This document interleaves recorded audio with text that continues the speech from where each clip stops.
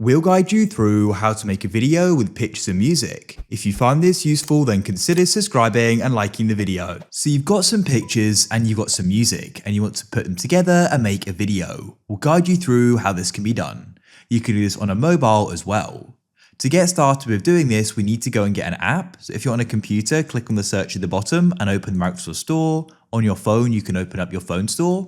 And we're going to get an app called CapCut. It's a video editor and we can go and use it for this guide. It's free, I've already got it, so you can download and install it. And what we can do is go and open up CapCut like so. Go and click Create Project. Now, what you need to do is go to the top left and press Import.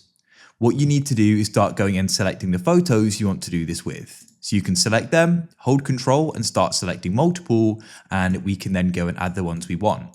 When you've got them, you can press open, you can press import again and add more, or perhaps select the music and then press open and they'll be added.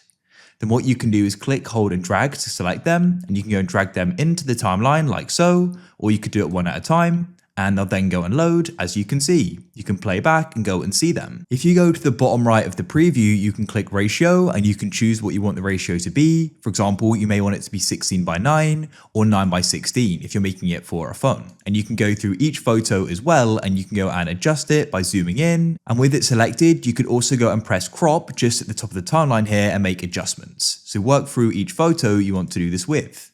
And then to add the music, all we need to do is click, hold, and we can go and drag it in like so. You can adjust it by clicking and holding the start and end points, and you can then drag it across as well. When it goes and finishes, you can go and then select that there, press Ctrl B to split, and we can then delete the part we don't need by selecting it and pressing backspace. That's it. When you're finished, you can then press export. There are lots of other editing things you can do as well in CapCut, but I'm finished.